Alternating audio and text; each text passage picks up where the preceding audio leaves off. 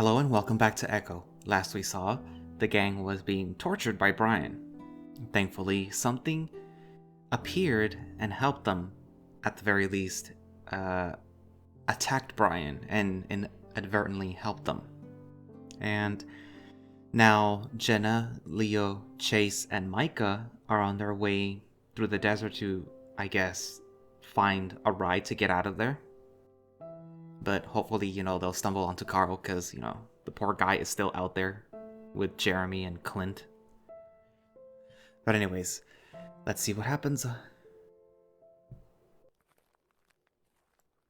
I can still feel the stitches in my leg, even though I pulled out little bits of line a half an hour ago. Despite living here a vast majority of my life, even I had trouble figuring out where the hell I was. As I walk and the stinging throbs with every step, I close my eyes and realize how exhausted I really am. Running off extreme adrenaline for a day will take the wind out of you. So, with multiple blows to the head and torture, apparently. I keep imagining that when I open my eyes, I'll be back in my dorm. I'll sit up from the bed and Vincent will be tapping away at his laptop on the other side of the room. I'll tell him that I had a fucked up dream and he'll tell me in that too cool for school tone, blog about it. The rhythmic tappings were at first really annoying, but now it's kind of like a white noise machine. It helps me sleep for some weird reason. Maybe because it makes me feel like I'm not so alone. Chase? I inhale sharply, nearly tripping over a clump of weeds. Jenna places a precautionary arm in front of me before easing back when she sees that I've got my balance again. You still with us? She looks me up and down as if looking for signs that I'm turning into another Leo situation. Said Wolf is still with us, ambling along like he can't even feel that half of his leg was stitched to mine less than an hour ago. I look back to her, nodding. Yeah. Exhausted, but that's to be expected, I guess. Ordinarily, I'd love a quiet walk with you at night, though considering the circumstances. She pauses, looking over her shoulder. Well, it could be worse. You had a guardian angel. She noticeably stiffens as I bring up the topic of what just happened. I'm trying not to think about it. None of us had gone around to check where Brian was dragged. In fact, we made a beeline in the opposite direction. Ordinarily, the lights of the town would guide us where to go, but everything's dark, the moon our only real source of light. And even that is particularly obscured. The productive thing to do is just to think ahead right now. We'll come into town along the back roads, get to the motel, and take your car. I give her an affirmative thumbs up. Micha, meanwhile, is clutching his knife tight. It reminds me of how he was with the ranch earlier, when he was worried about Leo attacking him. Now the two walk nearly side by side. Everyone but Leo is rattled, that's for sure. I can't tell if it's the supposed hysteria's fault, or just a completely rational reaction to all the shit that's happening today. Micah's usual arrogant and gruff demeanor is replaced by a more timid posture, the bat rubbing his neck like he can't believe he's alive. I try to think of something to say as he turns to face me. Micha, I'm sorry about Keith. Yeah. He responds simply, sucking in his lower lip for a moment between one of his fangs before speaking again. Still not exactly sure what happened, but now I have a more definitive idea. He looks ahead again, shifting the topic. I had a dream about you, you know? Oh? After we spoke, I only got a little bit of sleep, but what I did dream stuck out to me. You were holding me underwater, drowning me. A cold chill creeps along my spine. Jenna looks over, raising her brow curiously at the bat. Leo stares straight ahead, unfazed. That's weird? Why are you telling me this? Micha waves his hand, dismissing my question as he continues. You were holding me underwater, and it was fucking terrifying because I couldn't breathe. Your hand around my throat felt exactly like that noose did, the way they bristled and cut into my neck. He points to the matted fur around his throat, the pinkish, raw, rubbed flesh visible even in the dark. But talking emotionally and shit, I started feeling thankful? Thankful that I was killing you? That's rather macabre. The bat nods, seemingly well aware of how strange this sounds. Yet, he doesn't relent, noting how exceptionally strange everything else has been lately. I'll be willing to take anything at face value at this point. Like you were freeing me. Really fucked up suicidal shit. When I was up in that noose though, I didn't want to die, so that part didn't translate. Honestly surprised I didn't piss and shit myself. Did you guys? Jenna stares blankly at him. No. I did not, no. Leo, of course, is silent. To think I almost left town a couple of days ago. Would have never gotten caught up in this mess. Well, why did you really disappear the first time, back in 08? Micha fiddles with something in his pocket, taking it out and peering it over. I can't quite make out what it is. Something plastic and thick. Lot of reasons. My folks turned on me after finding about some shit one night. Came home to find my room torn up, all my belongings outside. My mom, the cunt, wouldn't stop fucking bawling, screeching like a dying chicken at me. My dad, meanwhile, had his old police baton, kept coming at me whenever I tried to come inside. Kept screaming to let me in and apologize for every little screw-up that I could think of. None of it worked. I tried to sleep on the porch, but Dad came out and started kicking me in the back till I left. Jenna grimaces. That's awful. Leo looks back over his shoulder, slowing his pace some to match ours. I can tell he's at least half listening now, no longer as spaced out. Keith was gone, and, I didn't have anywhere else to go. Wasn't too popular as I recall, even with Heather, Clint and Jeremy. They had their own problems. You should have told me. The words catch Micha by surprise, the wolf staring at him from across the shrubbery. Hey, I know we just survived a near-death experience together, but no need to be getting all retroactively sappy. We turn a small bend around a sandy embankment, some old car parts scattered in the underbrush. The moon is finally visible from beneath Echo Canyon, and I can make out what Micah's carrying. Brian's cell phone. I guess he's gonna try to take it as evidence.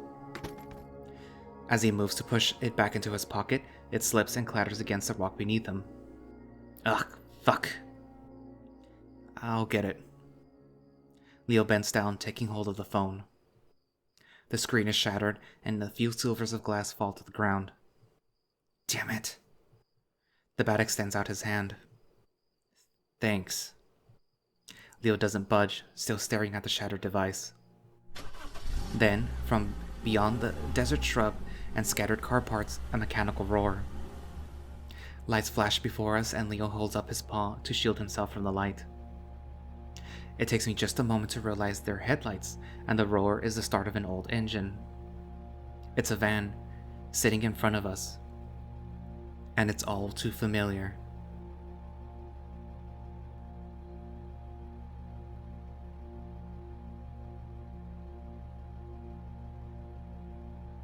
What the? Jenna reels back, eyes wide. That wasn't there a moment ago. She mutters, craning her neck some to peer through the red-tinted windows to see who's behind the wheel. After a moment of inspection, it's clear that there's no one inside. Jenna? What? Jenna, this is the van from my dream. The one I told you about? Oh, come on. Jenna doesn't sound incredulous to my claim, just exhausted. She crosses her arms tightly over her chest, not letting her eyes leave the side of the idling vehicle. Okay then, what's it doing here? I don't have an answer for her, and therefore remain silent, stepping away from the front of the vehicle in case it somehow takes off. Micha, meanwhile, looks confused. He peers around, his yellow eyes bright and shimmering in the focus of the headlights. What the fuck? I know where we are. But we were heading into town, towards a motel. How the fuck are we here? We didn't cross the highway, did we? I look to our east and sure enough, there it is, the weathered asphalt of Route 65. I would have noticed that we had crossed pavement. Someone would have. It's a complete opposite direction that we should be heading. Jenna gasps, seemingly realizing this after a little, the rest of us. We've been here before. Leo speaks up, clutching the side of his head with a wince. You recognize it too, right? Leo still sounds half asleep, turning to faces. Though it appears he's only speaking to Micha and I. The bat blinks. Oh, fuck. You dreamed about this too, Chase? I swallow and nod, clutching my clammy paws against my shirt. I think so. The dream from earlier had begun to fade from my memory, as most dreams do. But the way I felt watching it is still very clear, and this whole scene is starting to give me some serious deja or something like that. There was an albino guy. He had bright red eyes and got ran over. The van's motor continues to idle, humming as it waits. Mine was a little different. Micha doesn't elaborate. No, we've been here before, in real life. Implying that this is not real life? Micha glances over at the wolf and the two exchange a look for a moment. Jenna steps forward and tugs at the driver's side door. It opens with a quiet creak. Some errant cobwebs fray apart as the door is pulled fully open. She squints at something by the wheel, then reaches in and taps it. The keys are in the ignition, and there's this big red light in the dash. Maybe a check engine light? She frowns to herself. It looks like this thing hasn't been used in a while, sans whoever turned this on, but I'm no mechanic. If only there was one among us now. Leo? She pokes her head out, raising an inquisitive brow at the wolf. You're welcome to take a look, if you're feeling up to it. She eyes Leo up, examining his physical condition. Her expression is a mixture of skepticism and concern. Leo begins to limp towards the van, and Micha quickly steps up beside him to keep him from tipping over. Leo grunts appreciatively in response, speaking up. It's probably not the check engine light. What makes you say that? Those didn't really exist back when this was made, before the mid-90s. Are you guys thinking we can drive this out of Echo? I'm a little more concerned with wondering who turned this on in the first place, and how we even got here. But that's an optimistic thought, Chase. So maybe this is a gift horse that we're looking squarely in the mouth right now. I doubt it. Micha rasps, helping Leo prop himself up against the driver's side door as Jenna steps aside. The light, it looks like it isn't coming from the dash. Leo clumsily grasps the steering wheel, peering closer. It's like it's being reflected off the odometer, but I don't see any direct source. How Leo sees this clearly at all after repeated blows to the head may be the real question here. That's fucking weird. A shuffling noise comes from the back of the van, and everyone freezes. There's a raggedy fabric pattern partition hiding everything past the front seats from view. Gingerly, Leo pulls it aside and squints into the red light illuminating his face. Is anyone back there? Leo doesn't immediately respond, and I can't see him well from where I'm standing. I limp my way besides Jenna. Leo? She inquires again, more urgent. No, not right now. There is something back there, though. Well, that's obvious enough. I'm too big to squeeze between the seats. Gonna go around. Everyone takes a step back out of the way now from the seemingly coherent Wolf's way as he exits the van. Fucking deja vu. Something fierce right now. You too? Jenna gives us both a quizzical look as Leo braces the handle of the rusted van door and gives it a yank.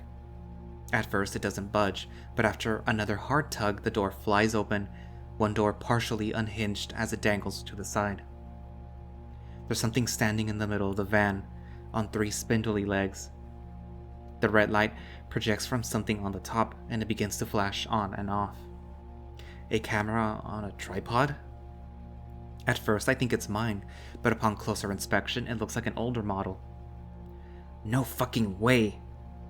Micha quickly backs away, nearly tripping over a prickly pear cactus in his haste. Nope, this isn't real. Everyone, pack it up. We're being filmed? What is this, some elaborate prank show? This is 100% not funny.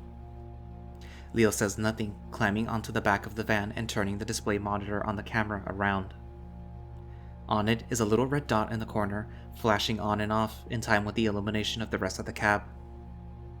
The display screen itself shows us standing there on the back of the van, though the image is fuzzy and distorted. I wonder how long this has been here. That's my camera! Micha shouts in surprise, looking briefly to the rest of us before lowering his voice some.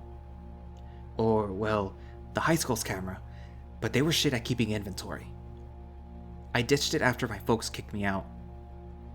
Okay, but what's it doing here, and why is it recording? Judging by the looks on everyone's faces, I don't think anyone has an answer for that. Leo brings a heavy paw up to his eyes, rubbing them some before peering at Micha, then the screen, then back again.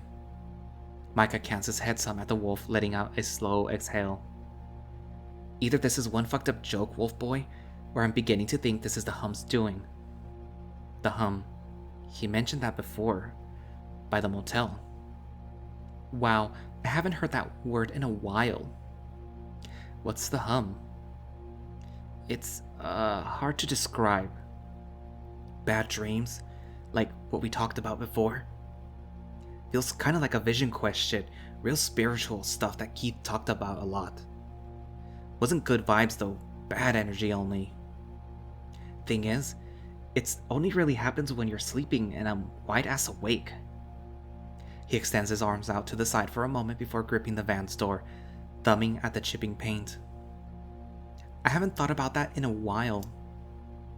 Jeremy and Adam talked about it when I was younger after I mentioned seeing the thing that we just saw half an hour ago, she wants to say, but she still visibly can't quite accept that. Not yet. You know what?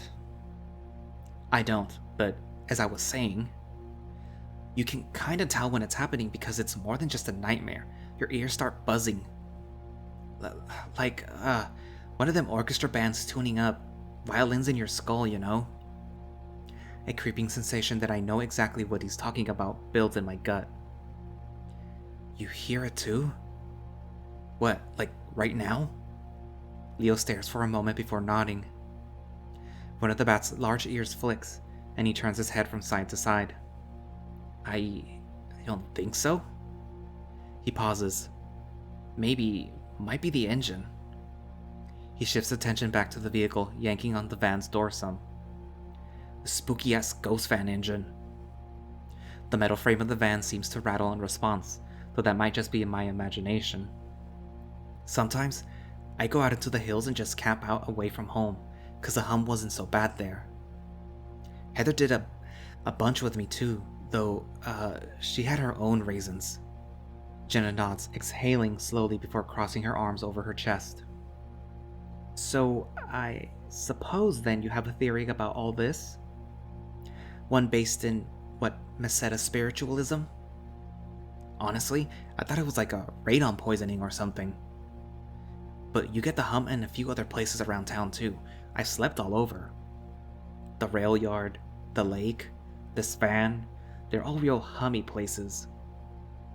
You slept in this van before? Despite everything that's happening, the idea that anyone would want to take a nap in this creepy thing is dubious at best for Jenna.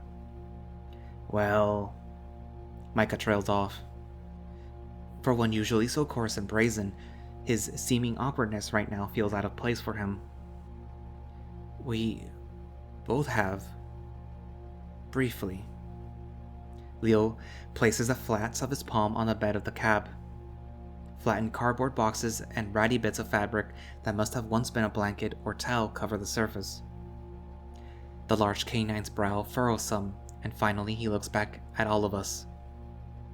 It may just be me, but he doesn't seem as sluggish anymore. Jenna lets out an exhausted, amused noise, letting her arms flop down to her sides. Truly, I'm not sure I see the appeal. Leo and Micha look at each other. There's a silence. Wait. Hold on. You're not saying... I was so stupid. We were both stupid. Micha squeezes the bridge of his nose, closing his eyes as he cringes at himself. I was such a heavy, skeevy little bitch back then. I don't know why I pushed. No, I didn't mean for that, Micha. I meant for what happened after. You had it rough, and I didn't care, or if I did, I didn't wanna because of what happened at the party. I feel like an outsider looking in at some intimate conversation I don't understand. Which is a feeling that I can't say I felt when I'm around Leo. He'd always go out of his way to include me in everything. What party? What are you guys talking about? Chase, 2008, the Dia de los Muertos party at Parsons' warehouse. The one where you told me you were gay. The night we got together. I blink. My parents had caught me watching gay porn that morning on the computer and I was afraid to come home. So when I went to some party at Parsons. The night itself is kind of a blur. I remember getting into a very brief fight with the guy who dumped beer on TJ, then waking up with Leo over me, eyes full of concern. Somehow I ended up confiding everything to him about me being into guys. He apparently had a hunch about it, and next thing I knew, he was ushering me out of the old warehouse to walk home with him. We kissed in the rail yard by his house, and that was about the start of our relationship proper. Still, something always seemed a bit off about that party and the way Leo was acting. I think I remember some dude trying to come up to him and talk to him, and Leo telling him off before insisting that I not ask about it. He seemed really serious at the time. Didn't want to ruin a good thing, or something like that. I didn't get a good look at the guy who he talked to, but he was carrying a camera? The wolf taps at the side of the tripod with his fingertips. Leo, you're reprehensible. Jenna's voice is cold and curt. Jenna? What? Shut up. Jenna looks taken aback, but only for a split second before shaking her head in disbelief. Leo winces, clutching his wounded head, his reddish eyes flick up to meet mine. I shouldn't have agreed to do it. I was just... Jenna quickly interjects, stepping in front of me. No, Leo, this whole week has just proven to me time and time again that you are just... She stares, letting out a hot puff of air between her lips before spreading her arms wide. Just perfect for Echo. You truly, truly belong here, you know that? God, how old were you then? How old was Micha? Did you even care? Fucking hell, are you about done? The bat pivots on his heels away from the van to face Jenna, his eyebrows narrowed beneath his bangs. Look, you don't know me. I ain't some fucking victim. Shit was my choice. What was your choice? Chase, you're an absolute idiot sometimes. Jenna sounds very disgusted. I frown at her, wondering what the fuck I did wrong. And I abandoned you. Jenna visibly seethes.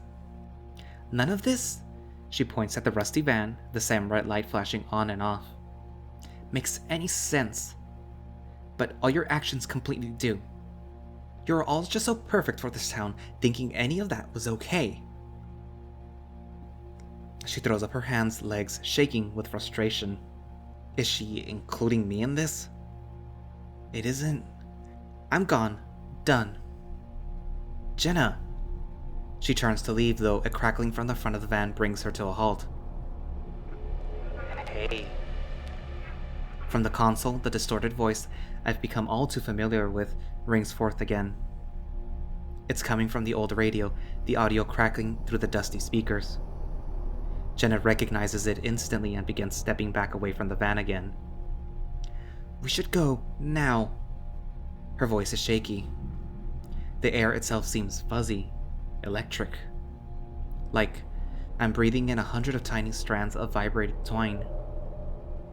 That sounded like Chase. "Hi." Leo is the only one to outright respond back, and Micha looks at him with a bewildered expression. "Don't talk to the hum. It's Chase. Chase is right here, dipshit." He gestures to me, still standing gobsmacked at the back of the van. Leo slowly looks back at me, squinting at my chin, then my eyes.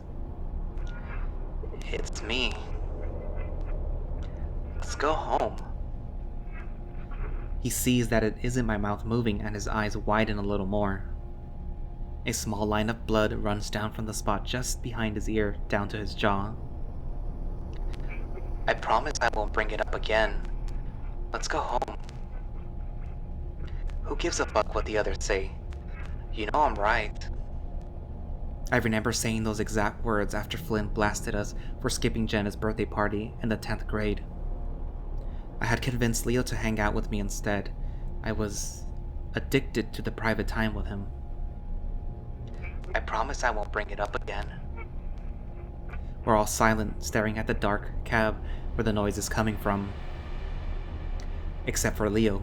He's looking directly at me. "Leave." "Why?" he asks me. I'm not sure what to say.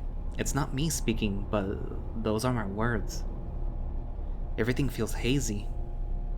Hazy and wet. Micha leans his head into the van, trying to get the wolf's attention. "Leo, Keith always said not to talk to the hum. That's what this shit is, no doubt. The hysteria, it has a voice? Apparently it's your fucking voice, Chase. No wonder everyone's so damn riled out about you coming back. But why me? Do I look like some kind of Masetta Wiseman?" Micha grunts, fidgeting from foot to foot.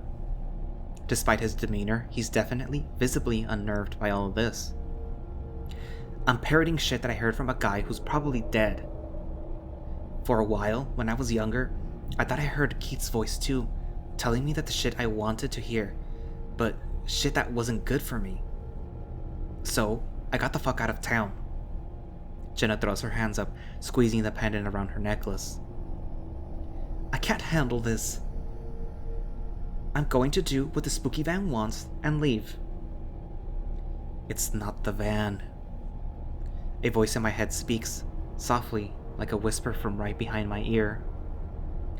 It's a masculine voice, but not my own. An older man, with kind of an old Western accent. Familiar. Glancing back, there's no one there. Without thinking, I speak. "It's not the van." "And how do you know that?" I don't know," I admit. There's a long silence and Leo's tail curls inward. He's biting the inside of his cheek, thinking hard. Finally, he looks me in the eyes again. "It's me. That thing. It follows me. I thought it was you, but it's not you. You're different now." He gesticulates in my direction. "Leo, I love..." "Please, be quiet for a sec, eh?" Leo interrupts the otherworldly voice like he's hushing a small child. Now he looks at me, but his gaze seems to shift towards the horizon, 1,000 yards stare. "Chase, you all left and it was never the same. So I tried to cope. I remember all the stuff you used to say to me, even the nagging shit, all your banter. Hell, I imagined every day at work that you were there with me, talking to me while I was fixing cars. I pretended that I'm teaching you about the basics, like changing oil or replacing the headlights. I know it's not riveting stuff, but in my head, you loved me, and I loved you. There's just some distance, that's all. Then I drive home, listening to whatever is on the radio, and I imagining you reacting to it. Groaning every time the word truck is mentioned in a country song, or making some snide-ass remark at the political ads. A little smile curves up along his jowl, though it diminishes as quick as it forms. A little drop of blood running down the fur of his cheek finally splatters on the cab floor beneath him. When I get home, I go online and there's this pulling in my chest, like a dread, you know? I click on the social media shit and it's you, the real you. And you're different. You're wearing new shirts, hanging with new friends, drinking fancy college beers, growing terrible facial hair. I touch my goatee briefly. Micha gives me a sidelong glance. And it feels like I'm losing you all over again. So I just avoid it. I pretend. I pretend that we still drink together on the patio as the sun goes down on Saturdays. I pretended that you were beside me at home, watching me play games. And I pretend at night that pillow that I got in my arms wrapped around is you. Making your little irk noises you do when I ruffle your head or squeeze you.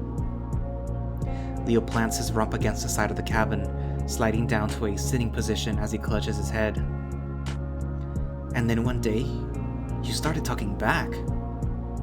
At first it was quiet, in the back of my head, not even really noticeable. And over time, it just got more real, yeah? Soon, I was looking in the mirrors and seeing you standing there, a reflection in the window or the pool of water. Sometimes, I swear you could even touch me. But it wasn't you. Not the real you. It was the you that I wanted you to be. This perfect, subservient thing. But it didn't make me happier. It was just a dream. A dream that kept blurring between what was real and what wasn't. And so I wanted to see you, the real you, to, I don't know, get a grip, fix me. But it just made things worse when you didn't give a shit. When I would smile and you would look away, and you take every chance to hang out with others instead of me. His eyes flick briefly towards Jenna before trailing back down to the space between his feet, the wolf breathing slowly. These past few days, it's been unlike anything I've ever felt before. I'd forgotten what was real and what wasn't. And it would drive me up the walls, you know? So, sorry, He rubs his face. Fuck. The wolf goes still, the gravity of his words rendering everyone silent. Even the radio. Jenna, who seems to be constantly wavering between lingering and noping the fuck out of here, glances back over her shoulder. Her grievances with Leo and Micha are all apparently lessened in the face of continued paranormal onslaught. So, this thing that we're seeing, as manifested by the hum, is some sort of tulpa? Tulpa? The name sounds familiar, like something Carl mentioned to me in passing. In layman, a more advanced version of an imaginary friend. The Fennec frowns deeply, thinking. The process of induction, visualization, thought form, and other mental forces can stimulate these sort of psychosomatic happenings. Generally, you see it with people who say they talk to Jesus or other religious icons that encourage prayer and meditation upon idols. You're saying I'm some kind of worshipped idol? Jenna sighs as Leo slinks down a little. Sure. That still doesn't explain why we can see it and hear this thing. Honestly, it's more likely that we're enduring some sort of collective traumatic hallucination. But right now, I'm just spitballing here to rationalize this. She whirls her paw in the direction of the van. A person that others can see and interact with, born from a dream. Silent Hill 2. We watch the radio, though it doesn't chime in. I think it's gone. Another silence. Finally, Micha speaks up. Jesus fuck, Leo. Can't you just print out Chase's yearbook picture and tape it to a fleshlight like a normal person? Leo looks to Micha, his tired, wounded face slipping into a grin before he starts to chuckle. It's the first bit of proper laughter I've heard from him in days, even if it is a bit bittersweet. Micha, I'm sorry. Dude, for real, it's fine. Micha watches Leo with some wariness in his golden eyes, crossing his tattooed arms over his chest. Nah. What do you mean, nah? Nah. We may have just been messing around, but you had shit rough at home. Everyone knew it. And I just didn't want to think about it, yeah? You just disappeared one day and that was that. But you were small. Didn't have nobody to turn to. I should have been there for you. Micha scuffs his foot against the dirt, looking a mix of frazzled and embarrassed at the conversation taking place. We didn't have that kind of relationship, not like you and Chase had. Relationship? The bat looks at me, quickly clarifying. It wasn't a real relationship or nothing. That was bad words to use. Just two kids who both knew they liked dudes and experimenting. There was a twisting sensation in my chest as I looked at the both of them, then imagining them in the van.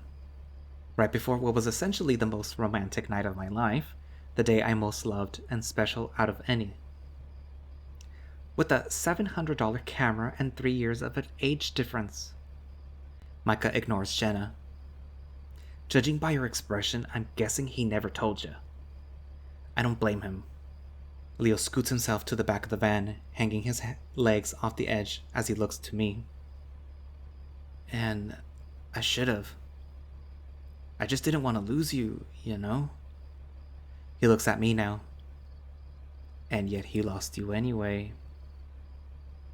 Oh. It's all I can manage to say. Leo turns his attention back to Micha.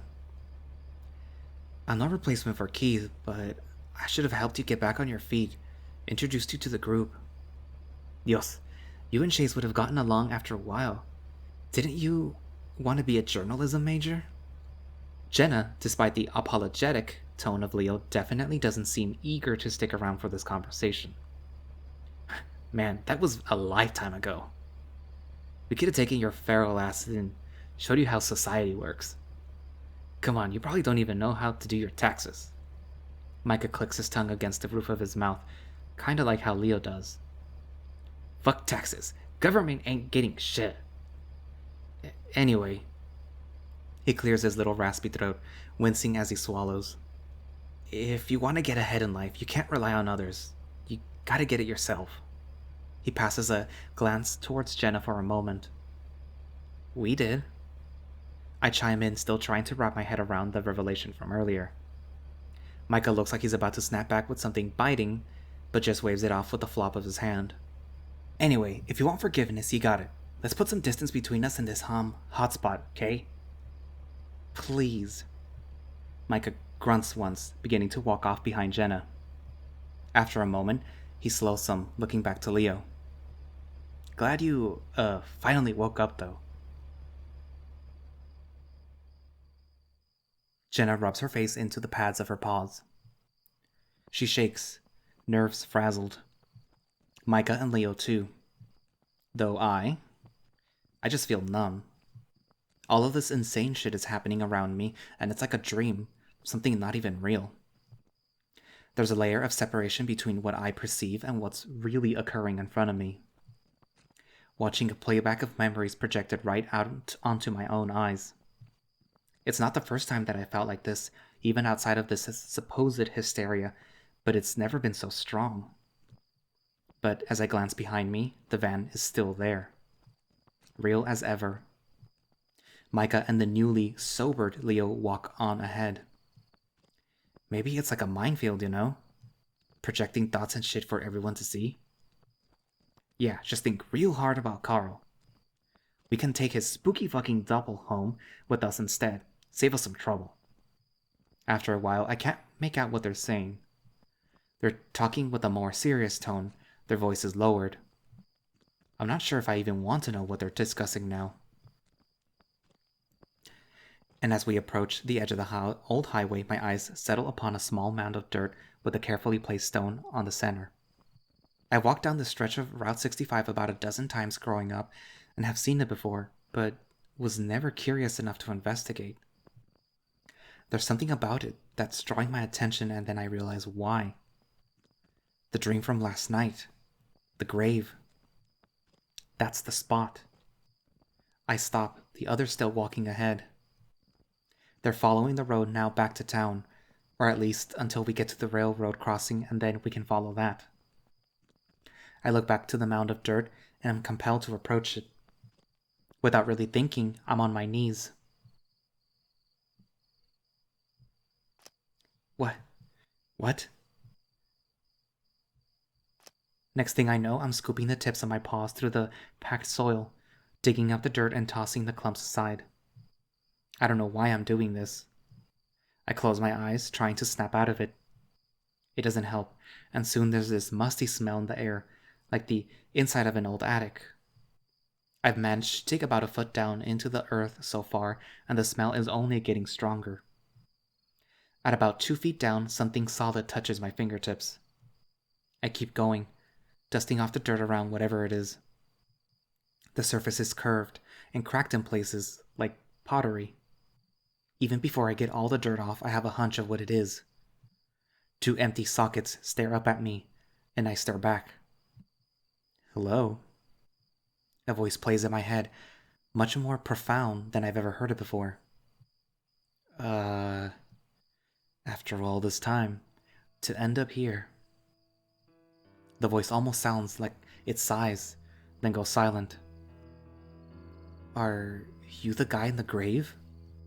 I ask the voice, which rings more clearly with each passing word.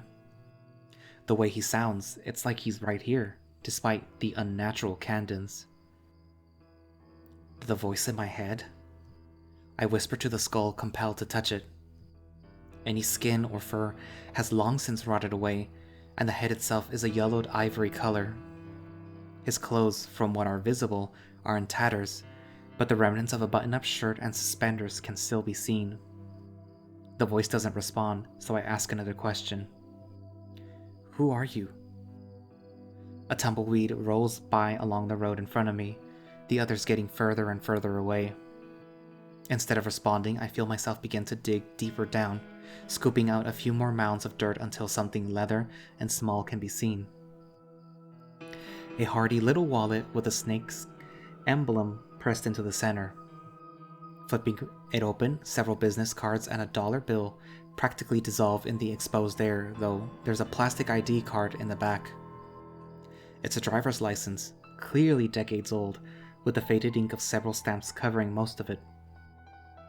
What text can be seen is an old-timey typewriter font. I wipe my thumb across the surface, wiping away the dirt and grime.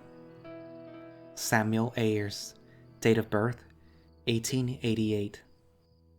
There's a little picture of an elderly, pale feline with stark, reddish-looking eyes that remind me slightly of Leo's. He looks haggard and sad, ancient, really. A relic of another time. The man from my dreams. I should be terrified, but again I still feel disconnected. A passive viewer who can only sometimes speak without any control. Now you know how I feel. I managed to swallow, peering into the socket like they were looking right back at me. I've never met a ghost before. I remark quietly. Not a ghost.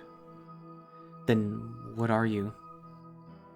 Another drawn-out silence, though this time I wait it out.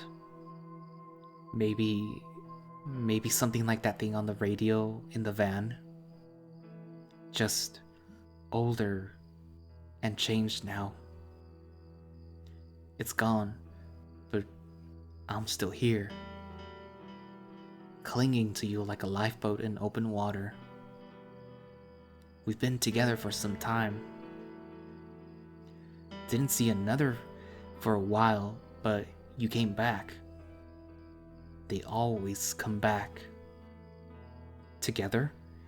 I don't. I trail off, trying to wrap my head around what he means and what's really happening. I lean back some, feeling less resistance on my movements. I feel weird, like I'm not really here. You felt this way before for a while. It always happens like this, over time. Here, it's just a little stronger. With me. My gaze is pulled down to the license in my grip. Again, I read the name, Samuel Ayers. He goes quiet for a moment, then speaks up again. With him.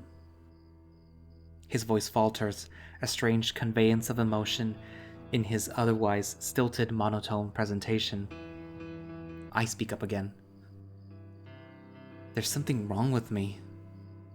It's like I'm not doing things on my own anymore. You're not. I'm with you. You are indecisive by nature. What? How? I choose. That doesn't make any sense. Why are we connected?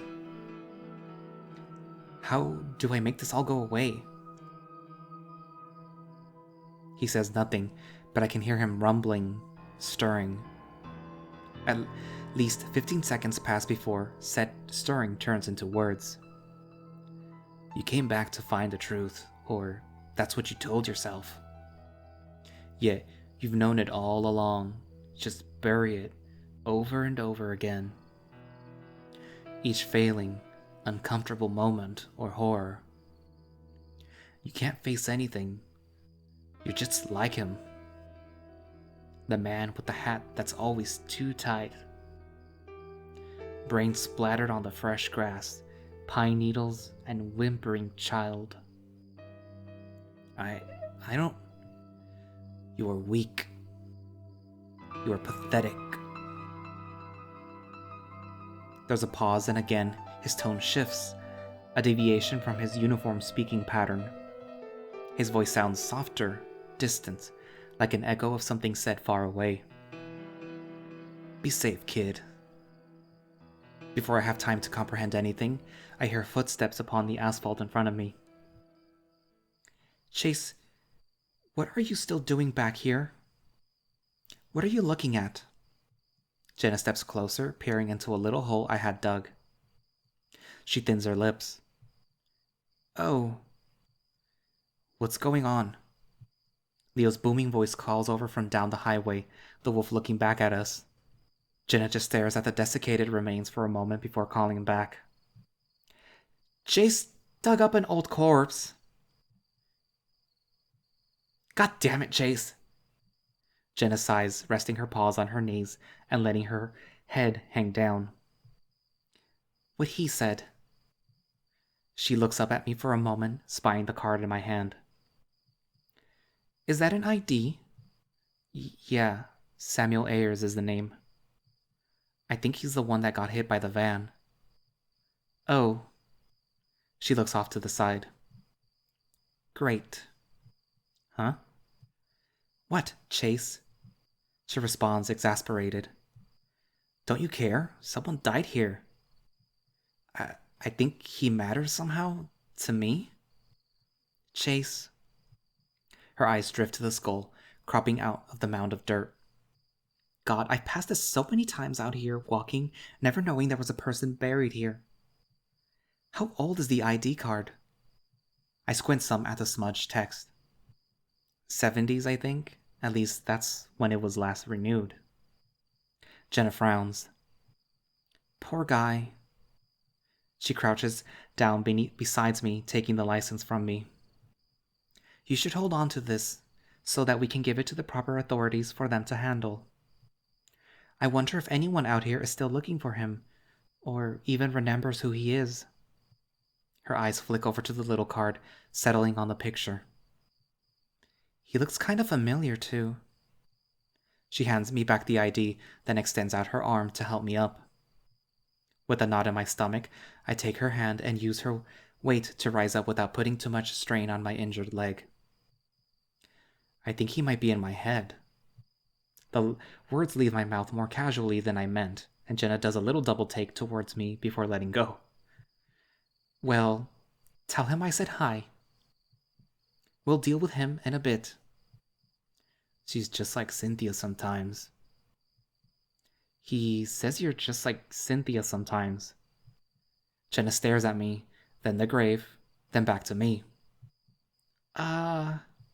She brings 2 fingers to her temple, massaging it. Chase, please don't listen to the voice in your head right now. She responds curtly as Micha arrives behind her, Leo hobbling to his side. Are you okay, Otter? I look at him for a long moment and answer honestly. I don't know. Same. Let's just get going, okay? Chase, you can keep leaning on me if it hurts to walk. I give her a grateful nod as I rest an arm on her shoulder. Thanks. As we head off, Micha lingers a little behind us, staring into the shallow grave. He steps out the road, pushing the dirt I'd moved back into the hole with the hasty swipes of his foot. Before anyone can ask what he's doing, he catches back up with us, staring straight ahead. I've been walking for what feels like ages, the moon still high in the sky and the taste of water in the air. Maybe it'll rain. I keep playing back the conversation earlier in my head, the voice that seemingly activated when I found the skeleton. I've heard it 1,000 times before, but I always just assumed that it was me, my subconscious. A particularly bitter side of myself that would chime in every now and then to add insult to injury. Really, lives out here in the boonies, doesn't she? Leo winces some as he walks, no longer using Micha as a walking crutch. Yeah, I don't get out here that often. Be wary though. Apparently she's got a gun, so no threatening movements or nothing if we see her. Clint's got one too. Should have swung back around to my place so that I could grab my piece. Leo, for God's sake, we are not getting in a firefight tonight. Bet my aim's better than those 2 junkies with pop guns.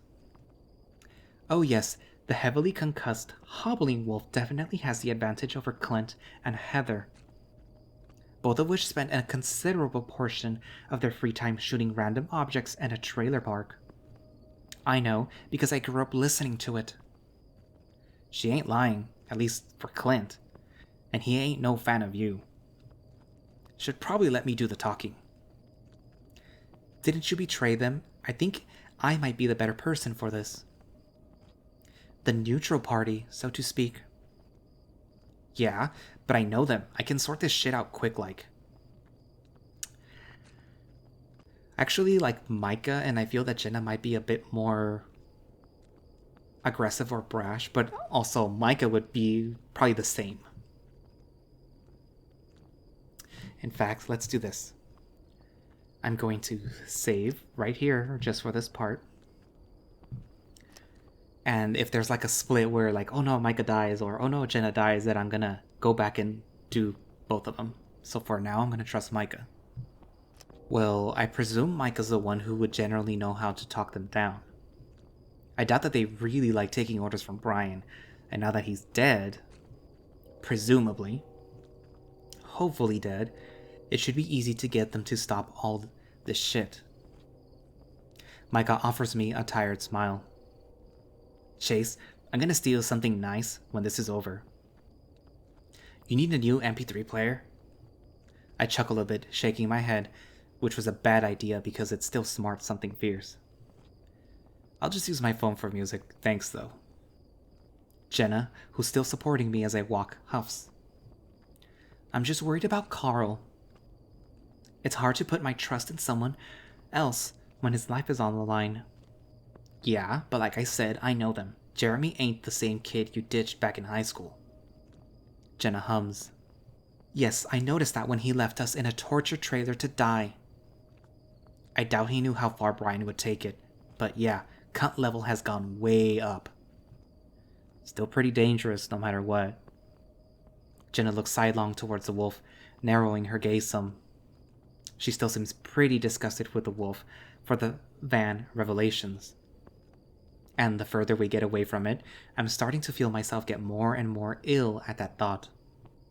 The camera. Jesus. Leo had asked if we ever wanted to film anything before when we were together, but I always said no. I shut my eyes, trying not to think about it. Focus. Just gotta find Carl.